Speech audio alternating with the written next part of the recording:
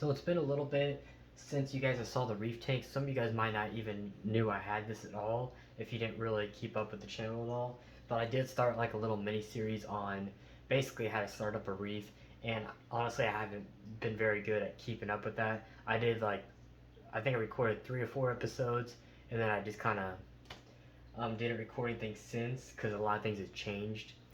But of course, we're still obviously in the very beginning we had a reef tank, we had a shallow reef tank, and then we realized that that tank's just gonna be too small, and plus it's gonna be more benefit to do something a little bit bigger. Not saying this is real big, but before we were doing like about a 2 or 3 gallon shallow reef, which is a lot harder, and this will be able to, for YouTube wise, it's easier to teach people on something like this, where you can easily control it better, better stability with a little bit larger volume of water. So, but basically, yeah, as you guys see, I do have some livestock in here. I have some black ice clowns in here, so really nice clownfish. I pair them in here. But I'm basically gonna update you guys today. This isn't gonna be a part of the how-to series on the reef. This is just more just updating you guys on the reef. So of course, with the blue light, you guys aren't really gonna be able to see very well. I'll have to get a filter eventually so you guys can see a little bit better. But but basically, like I was saying, I ended up getting 2 black ice clownfish. Actually, they've been in here for maybe a couple weeks now, so not very long. So they're actually still fairly new. And so basically, I've been letting the tank run for quite a while now. It's been running for maybe 2 months now before I ever even started putting anything in there. And so yeah, it's it's still a little bit hazy. I've been checking. Obviously, ammonia is kind of hard to check in salt water. I mean, it's actually pretty much undetectable in salt water, so it's kind of hard to know. But I'm thinking there was still a little bit of ammonia. But once I actually put livestock in here, and then there was actually an ammonia source in the tank, and I was feeding and doing water changes, then the tank actually within a week was already clearing up. So I think that was the issue. So but yeah, it's cleared up now, so really, I mean, any time now it should be crystal clear, which it pretty much is. But it can definitely has a little more to go for sure. But coral wise, obviously, I kind of mentioned on the live streams if nobody's been part of that. But I've gotten a lot of nice coral that I've bought in over the last, actually probably the last 4 or 5 months or more, before I even set this tank up. So basically, what the plan of this tank is basically I'm gonna do a bunch of A cans basically. Now it's gonna be more of like a mixed reef more than anything, but the main coral is definitely gonna be A cans for sure. I have about 15 really nice A cans. There's 3 in here right now. I just put two more today just for this video, but I did put one because I wasn't sure, if the tank was ready or not yet. So I actually put one test coral in there, one of the 8 cans, and it's actually been opened up real nicely. So before this video, I actually just put in 2 more, and it looks like they're already opening up. So yeah, it won't be. I think the tank's definitely ready for cool now. So I think every day, or at least every couple of days, I'll go and get a couple 8 cans of mine that I've had for a little bit now and start slowly adding all of them to here. But yeah, so basically I got 15 really nice 8 cans, really nice ones. They're all pretty much rainbow, all of them. And then the only other corals I got are, I think I got a green crush Goniopora, and then I got a frog spawn, and then my really nice, I got a rainbow hammer. That's actually my most expensive coral at the moment is the rainbow hammer. You guys will eventually see that. That one's super cool and nice. Not sure where I'm gonna actually put that yet on the scape. I might actually put it in this right side. I would definitely want to put it somewhere where you're gonna definitely see it for sure. But we'll decide that when the time comes. But yeah, obviously, like I said, you guys probably can't. You can probably see this coral right here, but the other corals you probably can't really see. But yeah, everything's doing really good. Obviously, I've been now that there's coral in here and there's fish. I've been testing. So obviously with the coral, the big one, I've been testing alkalinity, calcium, magnesium.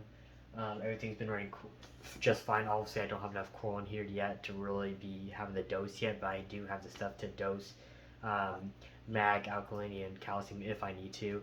Magnesium shouldn't be really a big problem. Obviously, over time, if I get a lot of coral, I might need to, but I don't see in a system like this. I don't think I'll ever need to, but I do have it if I need it. But definitely calcium and alga, definitely something I'd probably end up dosing eventually with the amount of coral I already have, for sure. But yeah, with water changes, I mean, every week I'm doing about a 50%. I might not do that much because it might be taking out too much on this reef tank. I might be only doing like 25% every week, for sure. But yeah, the salt I'm using, if you guys didn't watch the series, I'm using Tropic Martin. So obviously that's pretty much the best salt on the market. Really good salt, really clean salt. Mixes really nicely. It's just a better salt overall, and obviously the parameters that gets mixed, if you mix it to their salinity of 34, 35, it's pretty much perfect. Alkalinity runs about 9.5, um, pretty good. And then calcium's like 450. So, and then magnesium, I think their magnesium runs about 1400, 1450 or something like that. So yeah, it's just perfect parameters for the corals I'm keeping for sure. So that's definitely the salt I'd recommend for sure. Really for any reef, that's definitely the best salt out there. Definitely way more. It's way more expensive, but it's worth it in my eyes. If you really, especially if you're keeping a lot of coral, I mean, you might as well. There's no point in getting a cheap salt for sure. But the only other update, obviously, the light, if anybody's wondering, is AI Prime, and I do have one of the new AI Neros. Pretty sure that's how you pronounce their power head name. The Nero, I have the Nero 3. I also have the Nero 5 on my 90p also. I got both of them. They're really nice power heads, obviously app control and everything. So they're basically just like Ecotech MP10s or MP40s, basically exact same thing, but a smaller factor and a lot more sleeker and nicer looking. So I really like those. I don't know if you can even you see how it magnets right there, but I don't know if you guys can really see it that good from the camera. But yeah, it's really nice. I just have it on a constant flow right now. I think I have it like at 20% or so, but I'll play with it if I need to change that a little bit. But it seems like this is 20% seems to be just fine, honestly, at the moment. But we'll see what happens. But, but yeah, basically, long term, the plan, like coral wise, I'll see all the A cans. But basically, if I see stuff that I think would be really cool, I'll see. This is such a small system that I basically just want rare stuff only, pretty much. I mean, obviously, the A cans are not really rare, but they're also, but then again, they're really nice A cans, but I wouldn't call them rare, obviously. But just basically just stuff that's really nice. I really don't want to put anything average in this tank because it's such a small tank that there's not that much we're not going to be able to put that much in it. I mean, we can pack it pretty full, but I just want to keep it to where we're definitely just putting a lot of cooler stuff in there, for sure. But, but yeah, like over time, I think A cans, like I was saying, and then I do want to put a couple SPS, some acros in here for sure. There's a couple easier ones I can definitely put in here. Um, Honestly, it's just with mixed reefs it gets kind of hard because everything requires different parameters. So a mixed reef is actually pretty difficult. So the acro part, I don't know if I'll ever do any insane acros. I mean, if I see one I like, I will get it, but I just want to keep. I definitely don't want to get into really hard acros. I mean, I definitely want to keep on the easier side for sure because it definitely will. You can crash this tank pretty quickly. So so I definitely stay on the easier side, like bird's nest, green slime, or stuff like that. Just some easier acros for sure. But again, if I see a really nice acro that I just have to have, I definitely will get it. But hope, hopefully we just stick with some of the easier ones for sure. I think.